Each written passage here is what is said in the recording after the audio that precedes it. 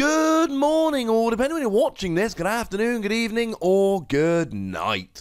My name's Ross, and as always told, I had a voice for radio. So today, I'm bringing you the news. No, ladies and gentlemen, not world events, not European events, North American events, none of these political shenanigans. No, ladies and gentlemen, I'm bringing you the Pokemon trading card game news, which is a lot cheerier and a lot more fun, and I pay a lot more attention to it. So first of all, we are finally getting some very long-awaited promos. I told you a little while ago about the free Pack Blister promos, which are going to be featuring the shiny Tapu Koko, which we've already had a couple of times before, and the Tapu Lele, where we did get the alternate art fairy reprint in one of our sets, or fairy type I should say, but we never actually got the Psychic one, which is supposed to be the first one. There was a long-rumoured pin collection, but that pin collection never happened. And I told you we're finally getting the free Pack Blister. Well, that's all well and good, but we were still missing the Tapu Bulu from Sun and Moon 2 Plus, and the Tapu Fini from Sun and Moon 2 Plus, and we are finally getting them. Now, this is rather strange, because Japan got them back in Sun and Moon 2 Plus, which means they should have been in Sun and Moon 3, Burning Shadows. That's how long we've been waiting, ladies and gentlemen. I mean, Japan even actually got a second artwork as a promo. And as a quick correction, Tapu Fini was from Sun and Moon 4 Plus, not Sun and Moon 2 Plus. That was all the other ones. We got both the Tapu Koko super early, and they've kept us waiting for the other non-GX Tapus. But we're finally getting them as single pack blisters with the release of Celestial Storm. We're getting one with Tapu Bulu, one with Tapu Fini, which of course means that over the 3 packs and the 1 pack blisters, we are actually getting all of the Tapus as promo cards, which is kind of cool. But of course, we need to now ask the question, are these Bulu and Fini promos actually any good? Now, of course, I did videos about them when they were revealed. I will link them in the description. But it's been a little while, ladies and gentlemen, since I analysed these cards first time round, so it's time that we had a quick look and made sure that they were, in fact, all that and a bag of potato chips. So, in terms of the Tapu Bulu here, for a grass and a colourless energy, 30 damage, heal 30 from your Pokemon. These translations can be found, like the story, over at pokebeach.com. And, I mean, 30 plus heal 30 is fine, but for 2 energy, it's a little bit expensive. Now, obviously, it's a non-GX, so if you're behind on prizes, counter energy comes out to say hello.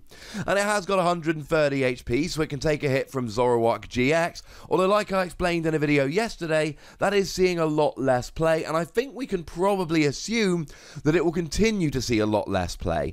And it's got a retreat cost of 2, which means a skateboard will not give free retreat, and that's likely to see quite a bit of play after rotation. And I mean, look, even with a choice band when you're hitting weakness against something like a Lapras, another Pokemon on which I did a video recently, explaining how that's actually getting better, even then, 120, heal 30, it's fairly uninspiring. Grass double colourless, 60 damage if you've used your GX attack this game. It does 120. Now, that is enough to get a one-hit KO on something like a Lapras or a Lycanroc.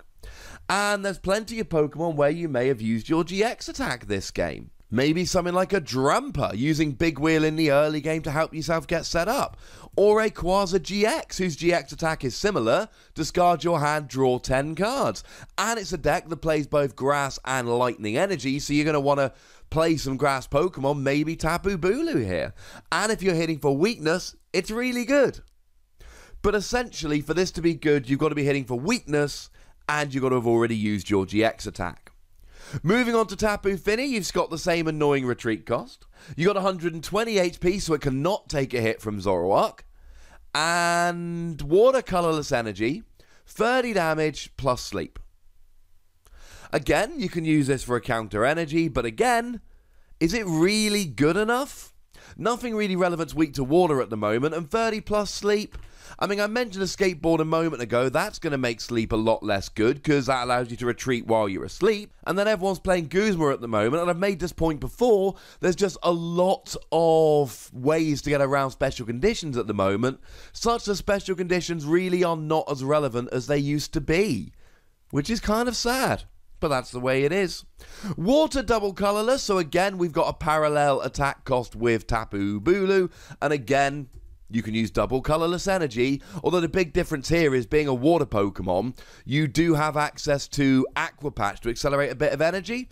And while we're here, I might as well mention Brooklet Hill, which allows you to just grab Tapu Fini from your deck and get rolling. And you do 120 damage if any of your water Pokemon were healed during this turn. Now, in terms of healing water Pokemon, we've got Lana, but to be honest, we've got Manaphy. We got Manaphy from Shining Legends, which is super useful.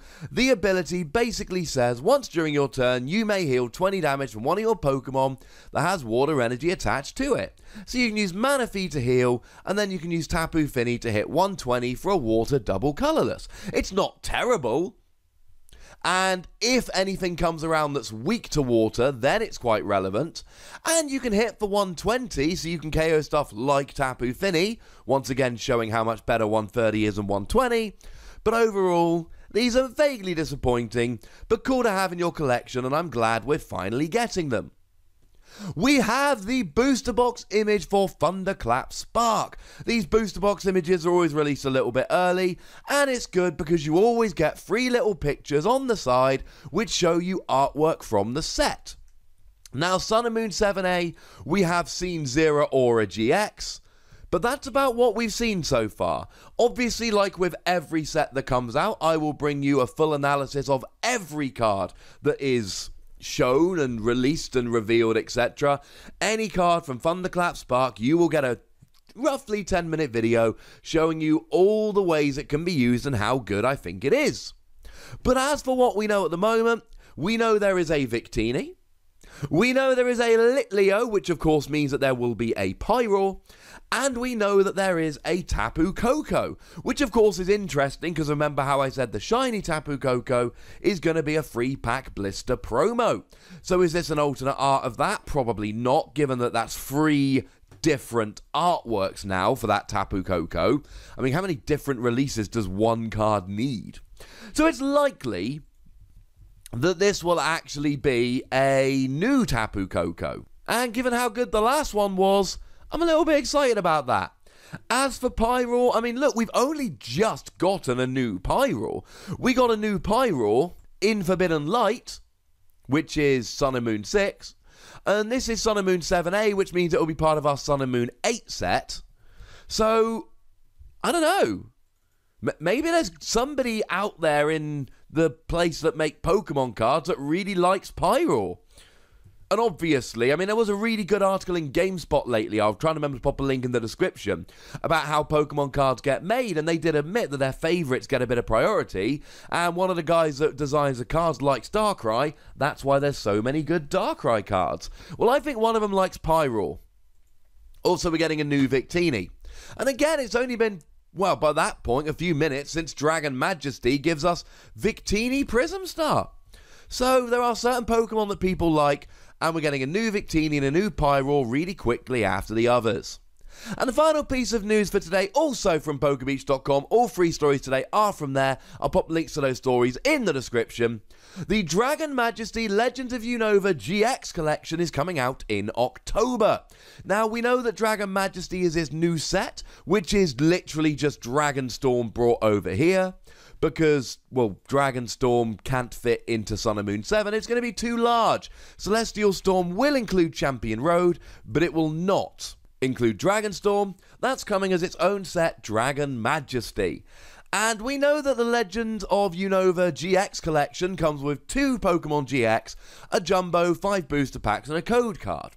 Now, it doesn't actually tell us which cards it comes with, but Legends of Unova GX collection, it's clearly the Reshiram GX, which is actually from Dragonstorm anyway, and the Zekrom GX, which I showed you a little video about just a couple of days ago. I've done full analysis videos of both of these Pokemon.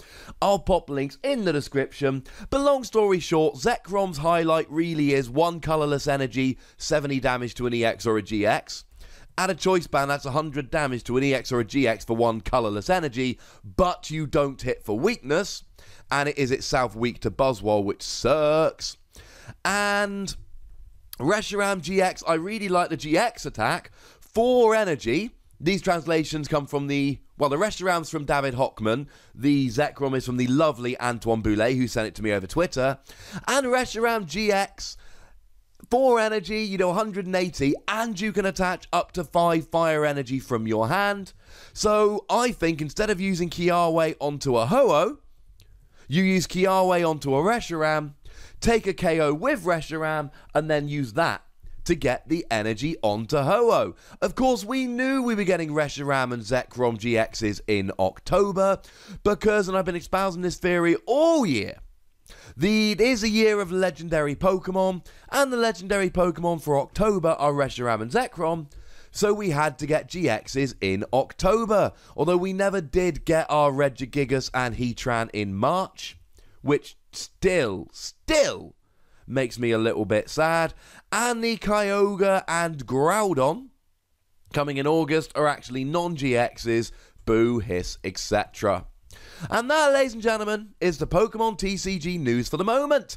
Tell me what you think about it in the comments section. Which bits of this are you excited for? What are you waiting for? How happy are you that all this stuff is coming? Go nuts! Be nice!